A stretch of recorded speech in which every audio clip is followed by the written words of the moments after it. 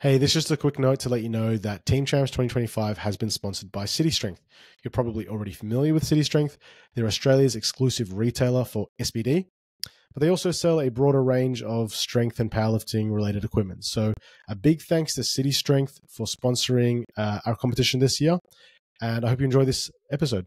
G'day everyone. I'm joined by Alex Hayes, the second Alex in this series of podcasts in the lead up to this year's Team Champs. Alex Hayes is a well-known powerlifting coach in Australia, one of the best, and a return after a multi-year sabbatical, which we'll get into at Team Champs. So good morning, Alex. How you going? Good, man. How are you? Thanks for having me on. Good. Alex is also one of my close friends, so it feels awkward to kind of formally interview you, but we're not going to make it an interview. We're going to make it a conversation. That's what I want it to be. Perfect. That's how good podcast should be.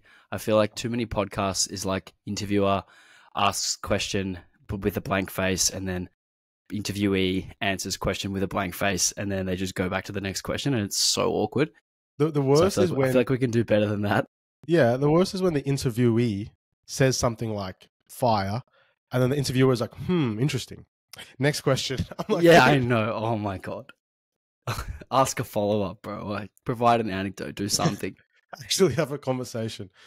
So yeah, obviously, feel free to ask me questions as well. I want this to be kind of go both ways.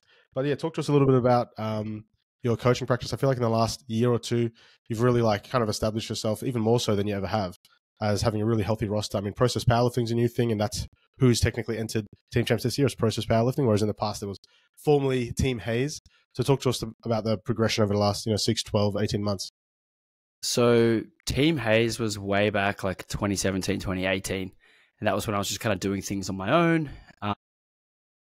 I was getting to the point where I was like pretty busy working at Lift Performance Center and doing a lot of sort of like group coaching for them as well. So like that was taking up a lot of my time. And I wanted to like bring on more coaches to work with me, which I did. And that's when I started Process Powerlifting, before it was Process Powerlifting Club. And that kind of like took off well. Then COVID hit. Then it was a bit shambles. And then one coach left and the next coach left. And then just recently the last coach left. And I was like, okay, I need to rebrand and sort of like, start something new-ish, like turn a new chapter of this. And I like the word process. I like everything that it encapsulates. And I wanted to keep that. But I like the idea of like Process Powerlifting Club. I like the idea of it being a club because I feel like that's what we are. We all work together as a team. And just recently I brought on Claudia O'Shea to work with me, and she started taking on some clients with us. And she's been helping me heaps with lots of back-end stuff and helping me out at comps and stuff like that. So yeah, it's been a long time since it was Team Hayes. But yeah, just recently in the last sort of 6 months, it's rebranded to Process Powerlifting Club. Yeah, awesome. And I mean, like I love what you described there about it being a club, even though it's mainly an online kind of service, right? Like it's an online club. It's not a physical space club. Obviously, you work out of City Strength, or City Strength HQ, but it is an online space, right? Yeah, it's fully online. But, we've got our team merch where each of the lifters gets their own personalized comp t-shirt, and they see each other at comps, and it's like, oh, cool, you're part of the club as well. So that's a cool thing that we do. But yeah, it feels like everyone who comes on does a really good job of supporting one another and like kind of building that community together. And that's what I love about, powerlifting as a whole, but even more particularly like the insular community that we have. No, I love it. And I mean, like, obviously Team Champ started 5-6 years ago, and like I started it with this vision or this idea or this like overarching theme, and I've always felt like you've been a grand supporter of that idea. And so when I see you doing these types of things that are very like team oriented, or like even in your business and even in your coaching practice, looking for ways to encourage people to like interact and work together and train together and feed off each other and bounce off each other, that kind of like aligns totally with like exactly how I view powerlifting. And we both know we're very similar in this. So when I asked you to come and do Team Champs and you were so keen to do it, I was really stoked for that. Yeah. Like even tomorrow we've got, like 8 or 9 of the guys who are doing mega nats in the junior category. We're all going to come and train together. We're all just having like a team session. That's which sick. I think is sick. And yeah, like I obviously grew up playing team sports, and that was like a huge part of what I loved about school and like my, you know, teenage, early 20s. And then, you know, you get to powerlifting and it's not quite the same, but there are ways to kind of make it feel similar or kind of bring in some of those ideas. And team champs is for me like the pinnacle of what that means. Oh, that means a lot. I appreciate that. I mean, I know for a lot of other clubs, they've kind of shared similar sentiments in the sense of like in previous editions, once they've entered, they already feel in the gym or whatever space they're kind of training in that there's like a lifted morale. You know, like you're suddenly not just training for your own reasons, but you also have to, you know, you don't want to let other people down. For example, Billy, my wife, trains surf boats. Actually, competes surf boats. She's actually on the Gold Coast now, competing literally at nationals in an hour. And you know, she often tells me how much pressure she feels, but not in a like a negative sense, but just in the sense of like, well, I've got to train because there's 4 of us in a boat, and if one of us isn't pulling their weight, then you're letting all of us down, not just your own sake. Whereas in the singular pursuit of powerlifting, if you skip accessories and if you miss a week of training and if you kind of half-ass things, well, you're only shooting yourself in the foot. But when there's a team that's relying on you, that pressure is a good thing in a lot of a sense, but it's also much more enjoyable. I think that's the bigger picture, really. Yeah, and I think this is even like a conversation that goes further than just powerlifting, even just like gym culture, even just having like a training partner, having someone that you train with, someone who you rely on to turn up at the same time and you get through the same workouts together. Without that, like without that accountability, without that sort of like, it is pressure, but it's like positive pressure. It's like the good version of peer pressure. It's like super, super helpful. And yeah, I feel like powerlifting misses that in a lot of ways. And this is one of the ways where we can kind of get that back. For sure. Like what I think about when you say, or when we're talking about this topic is one thing that I often lean on is the idea that like not all things that you do that are good for you are made equal. I don't know. I'm not going to explain this well, but I'll give it my best go. So for example, like, you know, like in nutrition, people say like not all calories are made equal. And then some people argue like, well, calories are calories. And then other people will say, like, yeah, but like if you can have your calories with micronutrients and with other kind of benefits, then you're kind of like killing 2 birds with 1 stone. I say the same thing a lot of times about like exercise. So for example, people will try to get their steps up and they'll like punch out steps on a treadmill while they're, you know, on a phone call, you know, at work, or like, you know, they're on, you know, those walking pads that people have at their standing desk and stuff. And it's like, that is good. Obviously, like steps are steps, but better steps, like there are better ways to get your steps in. A better way to get your steps in would be to walk your dog in the sunlight in the morning, like the way that you do. Like that's slightly better for you. You know, that's part of the benefit is like you're going outside, you're getting natural sun, you're like getting fresh air. So like 3,000 steps done like that is better than the 3,000 steps you do on your walking pad. Of course, the walking pad steps are still good too. Like that's not a negative. But the same thing I think is applicable like in the gym. It's like you can go to the gym on your own to a commercial gym and like have a good workout and train hard. But part of the benefit of training, especially in our kind of context, is the social aspect. It's like it's good. That's good for your social health. Like if you work from home, sit at a desk, then at 5 o'clock you go to the commercial gym, put your headphones in, do your workout, and go home. It's like that's very different experience to, you know, going to your powerlifting gym, saying hello to your friends, training together. Like you've done the same numbers, you're the same, everything's, you know, if you control all variables, but it's not the same. Does that make sense? Yeah, 100%. And there's also like the element of looking forward to going to see people, to have those social interactions, which makes it so much easier to stay adherent and consistent. Because that's the big thing. Like we always talk about this. How do you work hard? You work hard by doing something that you enjoy. How do you get good? By working hard for a long time. How do you work hard for a long time? You put things in place to keep you going back, and the social aspect is like one of the biggest ones. Yeah, it's like almost like part of coaching is facilitating enjoyment. It's like how can you make this a more joyous like experience so that the lifters keep coming back, they keep putting in the work, they keep training hard, because it, you know, a stubborn coach can be like, well, if you don't want it hard enough, then if you don't want enough, then it's not my job. But I don't know, like, especially if you're working at a more like grassroots level, like, yes, if you're working exclusively with elite athletes, then you've got to draw those lines. But if you're working at like the level that we generally are, which is a lot of people are like early stage powerlifters, then, and even, I mean, even late stage, like even advanced, facilitating that kind of experience, I think is just like a little bit underrated, very underrated. 100%.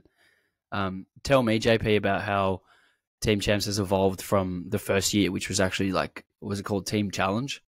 End of year challenge. End of year challenge. So I actually competed in that, and that was 2017. I was going to ask you about your experience. Yeah, what was the first one you did? 2017. Yeah. Yeah. So 2017, I actually competed at Oceania's the week before in Singapore. So I like sandbagged and didn't even do. Only did one deadlift. You did Fully shit, sandbagged. basically. Yeah, I sucked. You tried. You tried. But you were shit. I tried until deadlift, and then I was like, I suck. I'm dead.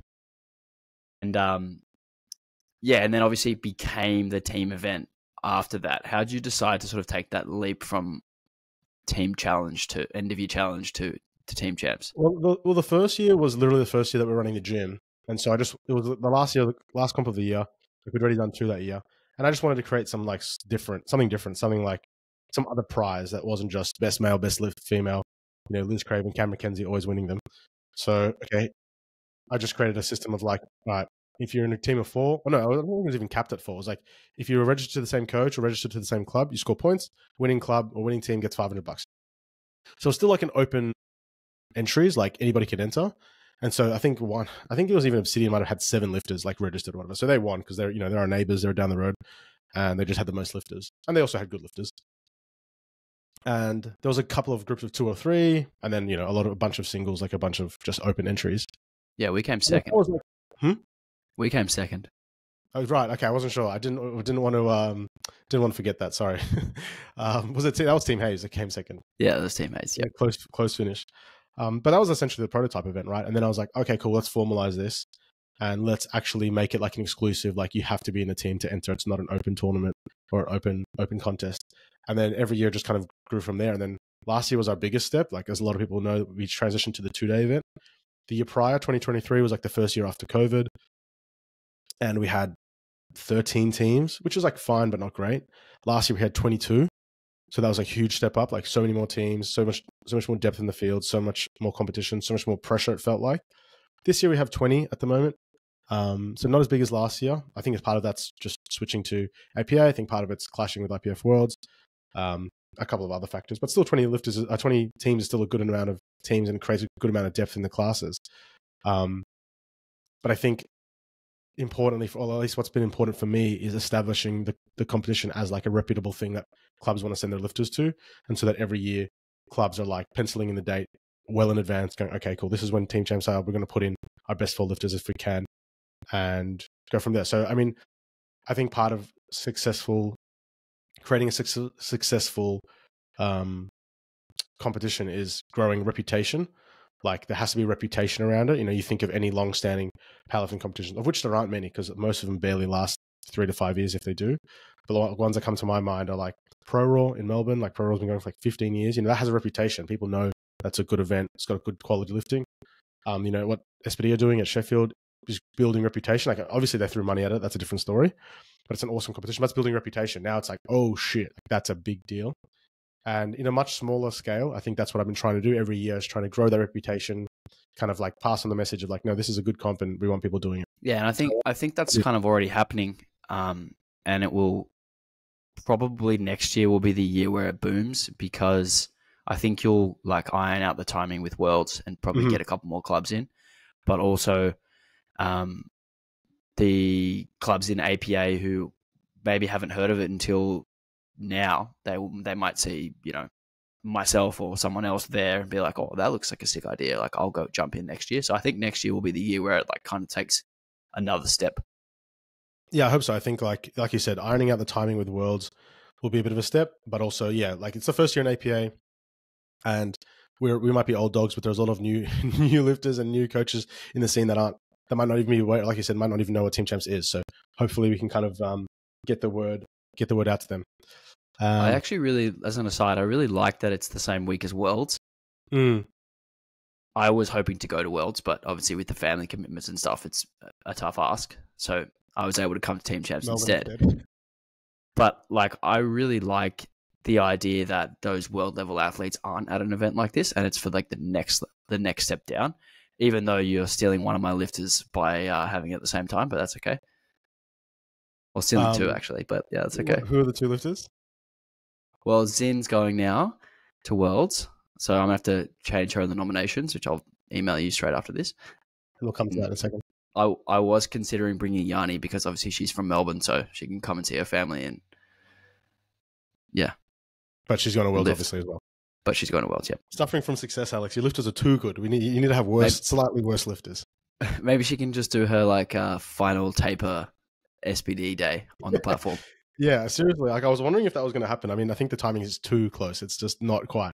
But no, it's interesting what you said about the timing with Worlds.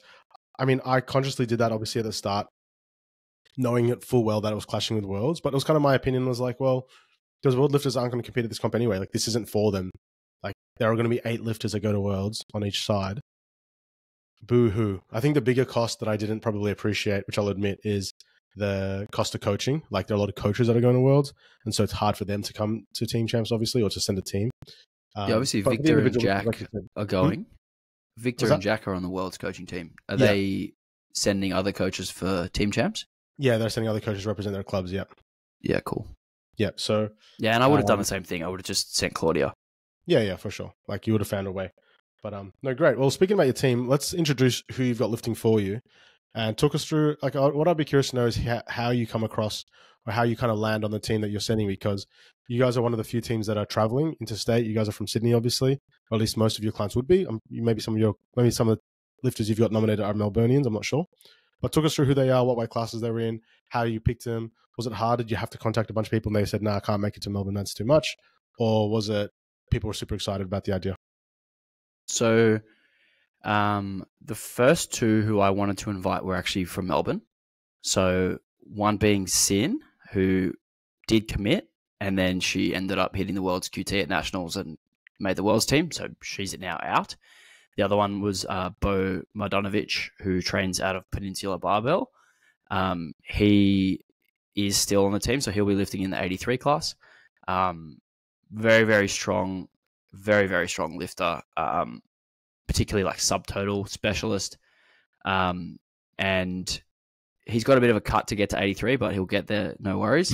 But this is also my first comp coaching him, so it will be interesting to see how things shake out. So it could be, he's a bit of a wild card because I haven't had that experience with him before, but he is strong. As far as like how I selected the team, I wanted to bring people from Melbourne because it's close for them. It's an easier yes. But I also wanted to bring a very strong team. So if I had lifters in Melbourne who weren't going to like help the team perform well, I probably wouldn't have invited them. So there's that element of it as well. Sin's going to be replaced by another 52 kilo female from Queensland, Jordan Di Stefano, who actually grew up in Melbourne. So she's going to come and do like a bit of a family trip alongside doing team champs. Cool. So awesome. I'll email you and make sure she's swapped in. But again, this is actually my first comp with her as well. So that will be a bit interesting. The other 2 are one, Richard Chalik, who's a 93 kilo lifter who just did nationals, and Charles Kafusi, 120 lifter who also just did nationals. So I guess like how I picked my team was I want to do the best that we can. I know that some of those classes are some of the highly populated in the dense weight classes, 83, 93. Like it's tough to get good points in those classes, but I'm just going to bring the team that I think can do the best. And yeah, that's my team. That's great. So at this moment, 3 guys, 83, 93, 120, and then 1 girl in the 52 kilo class. And like I was going to ask you actually about that because I did notice that the 2 deepest classes, the 83 and the 93 kilo men, are the classes that you've got lifters in. Is that something you think about? Is that something where you're like, okay, I want to avoid what will inevitably be the deeper classes, or do you just put in your best lifters on points and just go from there? Yeah, it's definitely not as simple as just best lifters on points, because like if we're looking at dots, like a 450 dots in 83 might come 5th, whereas a 450 dots in the 66 will win. So it's not as simple as just best lifter on points.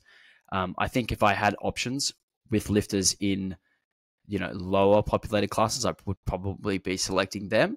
But a lot of my lifters are doing mega nats or have just done nationals or are doing worlds or whatever. So it's difficult to get them in for this one.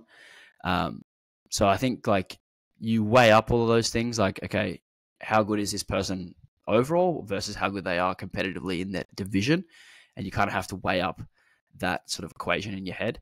But I've just gone with the team that I think will do the best it possibly could.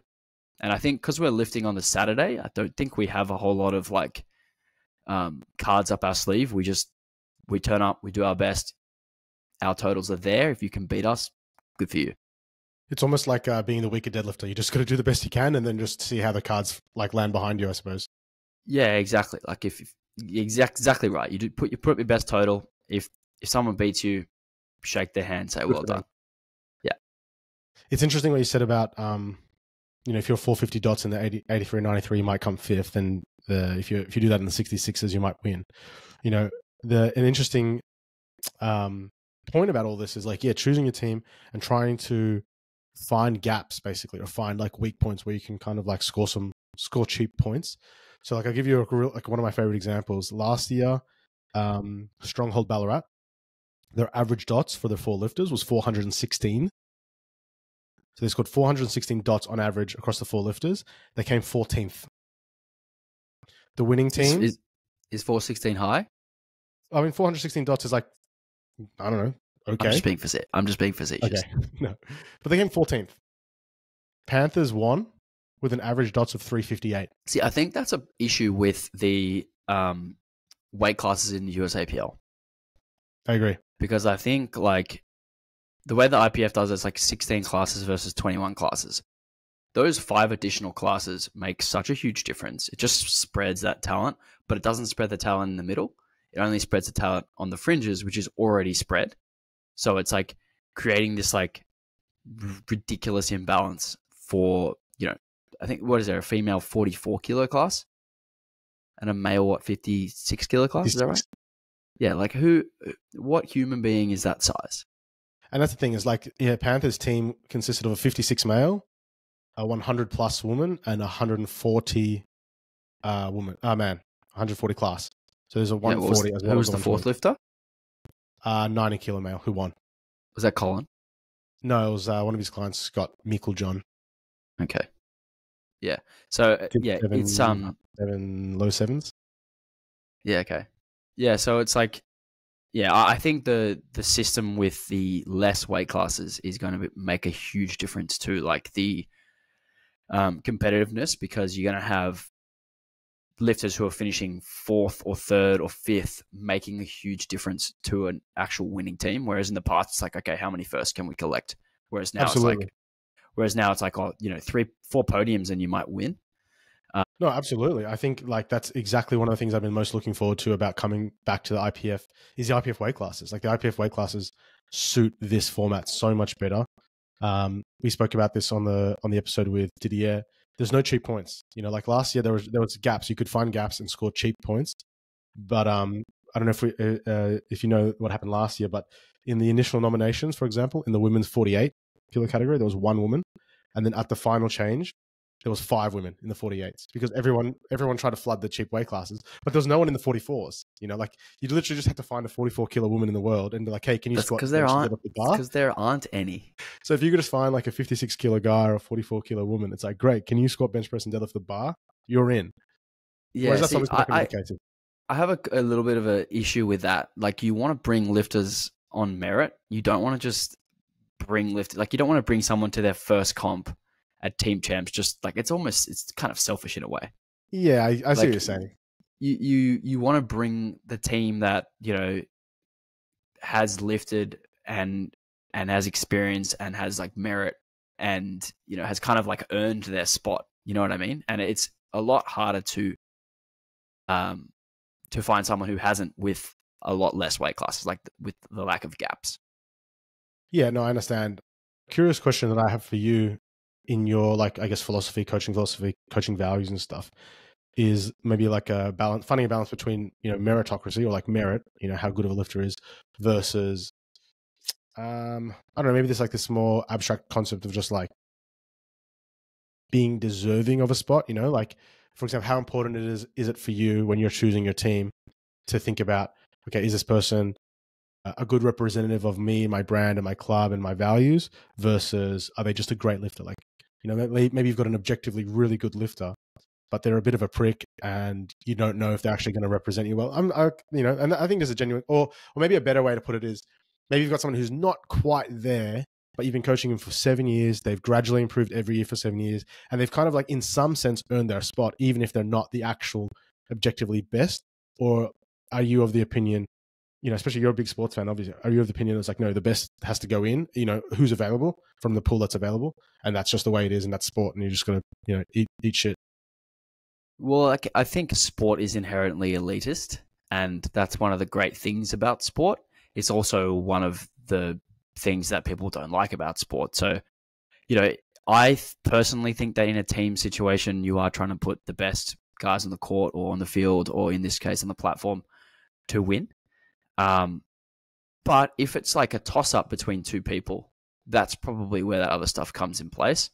Like if I've got two lifters in the same weight class who are very similar, or two lifters in, maybe different weight classes at a similar level, and one of them I've been coaching for 6 years, the other one has just started, then, that's an easy decision for me. But yeah, I think at the end of the day, like, this is a competition, and competition can sometimes be brutal and harsh, and that's just the reality of elite sport. And that's why we love it. That's what makes sports great in some sense. And also the other thing is, if you want this to be like a truly, truly good powerlifting event, then more of that needs to occur. Yeah, I mean, like that's what we like about sports, right? It puts pressure on people. It forces hard decisions to be made. In the lead up, in the last couple of years, I've heard stories of lifters. We were speaking a bit about pressure earlier, about feeling so much pressure, feeling stressed, feeling like the weight of the world's on their shoulders. And on one hand, I want to be like, it's not that big a deal. It's not that deep. It's just a powerlifting comp. But on the other hand, I'm like, good. Like, like that's kind of like what we want in some sense, like you don't get that opportunity. Pressure is privilege. Is that the saying? And so I think there is an element of that.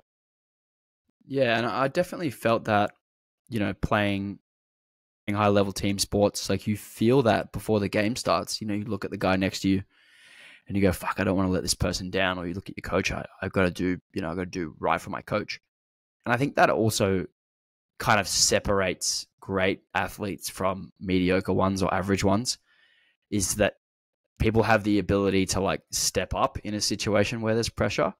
And, this is kind of the type of event where we'll see who's got it and who don't. Yeah, exactly. No, I'm very much looking forward to it. And we're little bit over 2 months away, so it's going to come up really quickly, and especially the next couple of months, there's going to be a lot more notices, information, news, content, media, and stuff from my end. So we're really very much looking forward to pump it up. I don't know if you've had a chance to take a look at the nominations, if you've kind of spent much time kind of doing a bit of research or kind of sussing the opposite, so to speak. But is there any teams that are kind of standing out to you, Alex, as potentially being ones to look out for, both in the challenges bracket about it overall? Honestly, JP, I have not given it a second, and I got a few reasons. Well, one of them is the reason I gave earlier, which is like, okay, I'm going to bring my team. You can bring your team. If your team can beat my team, then like good for you type of thing, because I'm not planning on changing my team at all. So looking at the nominations doesn't change who I bring. Like my team is going to stay the same. And like, I don't have anything to hide. I got no cards, in my back pocket ready to play. Like I don't have that. I'm just going to bring the team that I think can, give us the best chance to win. And if you can bring a team that's better, then that's great. Like that's awesome. So that's the first thing. The other thing is, I think there's going to be a lot of, bullshitting in the nominations, so to speak. Can I swear on this podcast? Sure, of course you can. I think there's going to be a lot of people trying to like, dummy or like, pull a bit of a fast one or whatever. So I guess like waiting until the final nominations come out is probably the best move. And even then I'll just be looking at who the other lifters in my weight class and what are we looking at? What do we need to sort of like maybe beat them? Like what's the maths looking like? But then again, like I think scouting in powerlifting is extremely overrated. I think like once the day starts, everyone knows everyone's cards anyway. And, if you can watch what's in front of you, you give yourself the best chance. So for that reason, and for those two reasons, like I haven't really had a look.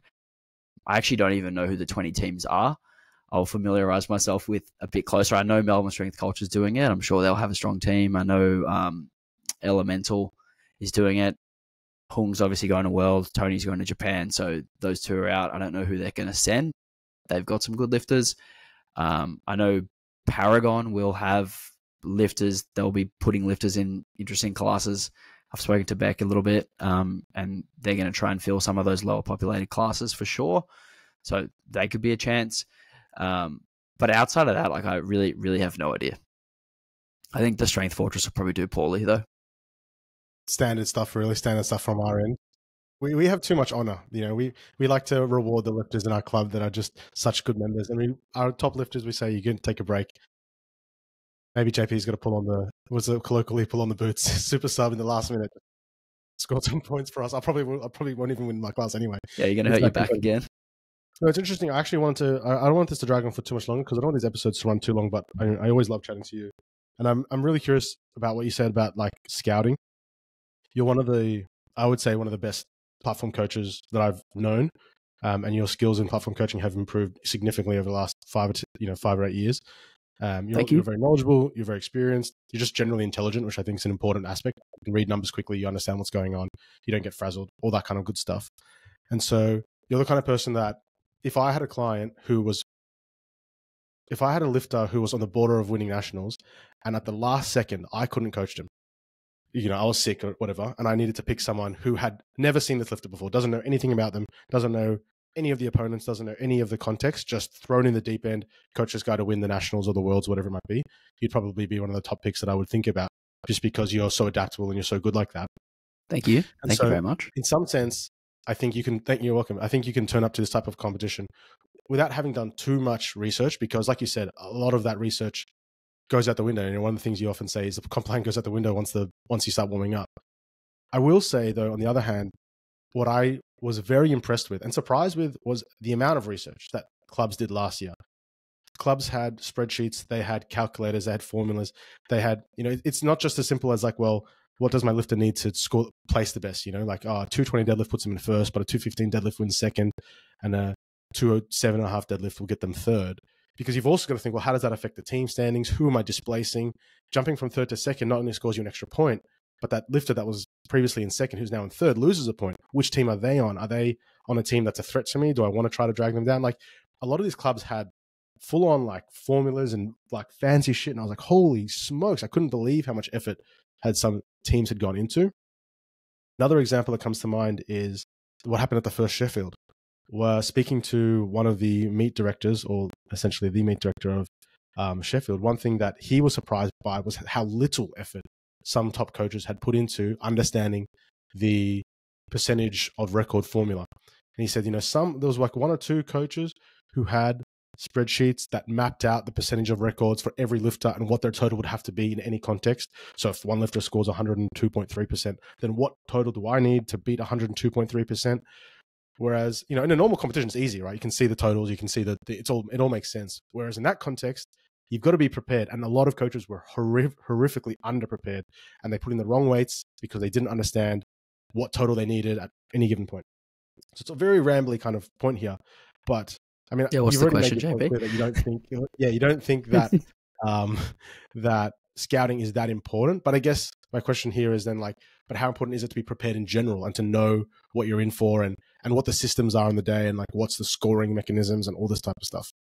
I think it matters less because we are in the challenger and we don't have the final say.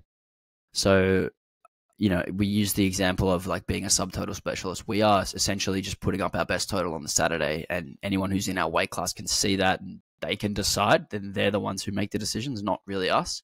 So I don't actually think that it matters at all to be aware of what's going on around. It's solely about us in that moment. And I think that's actually a really good thing. I spoke to Jason Clark, who coaches Evie Corrigan, about the first Sheffield, which she was the winner of. And he mentioned how being the first lifter out for deadlifts, because she was obviously in the lightest female weight class that represented the competition, was a huge advantage. It was like, hey, let's just do what we can. And if we maximize our day, we've done the best that we possibly could. And if someone could beat us, then good for them. Like, that is fine. But it's almost if we try to, if we try to reach to beat some hypothetical number that somebody may or may not make, and in most cases, powerlifters are very optimistic about what people can do. And that's the other thing is like, oh, I've seen this person deadlift in training, they're going to do X number. And now before them, we're pulling 5 kilos more than what they had just because we're assuming that they'll have this number. So I think like just ignoring what's going on outside of us is the move. And yeah, maximizing all of our totals and all of our placings within our weight classes on that first day gives us the best chance. And then it's probably likely that the lifters who are lifting on the Sunday will be the ones who can displace us, and that's fine. Awesome. No, I love that. I think like that's a common sentiment that I hear from a lot of coaches also is I think it's, that graph of like, noob, intermediate, experienced or advanced, and the noob's got this like really like you've shared the meme as well. It's like there's like bozo idea, and then the intermediate is like fully like focused on this thing, and then the experienced guy is just like, it's just 3 sets of 10, bro. Like whatever. It's like it's a bit like that. It's like I think you can get caught up in the weeds as an intermediate coach, but you get to a point where you're like, it actually doesn't matter, and what matters is just doing the best you can, which is like it almost sounds a bit amateur to say, but that's probably kind of true.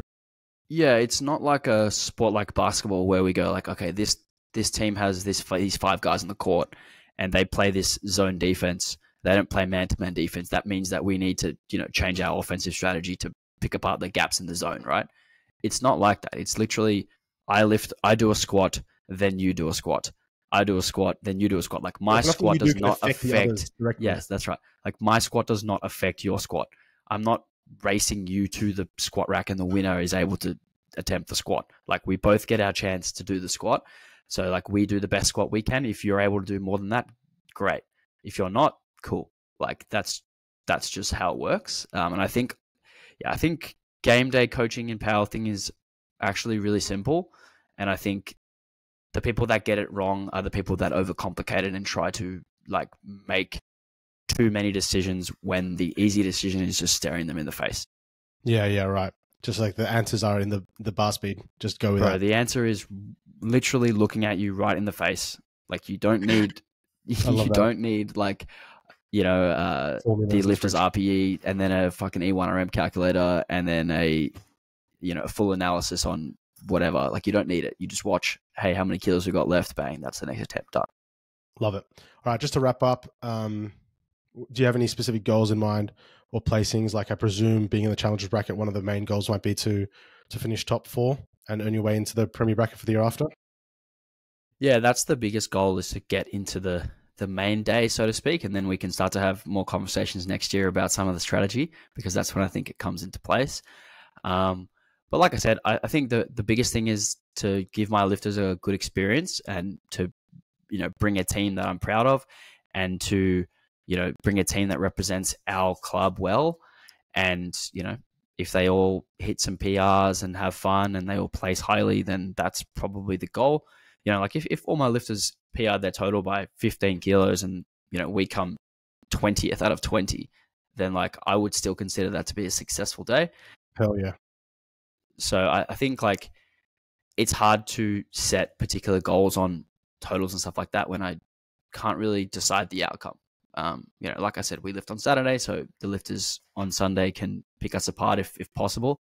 And I don't have any control over that. So, for us, it's just put up our best performances, place as high as we can, PRs along the way, lots of smiles and hugs and crisp high fives, and off we go.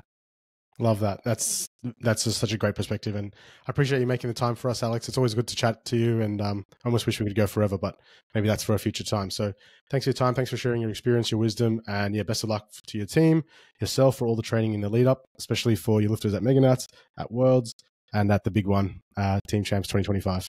Biggest one at Team Champs. Let's go. All right. Thanks, mate. See you, bro.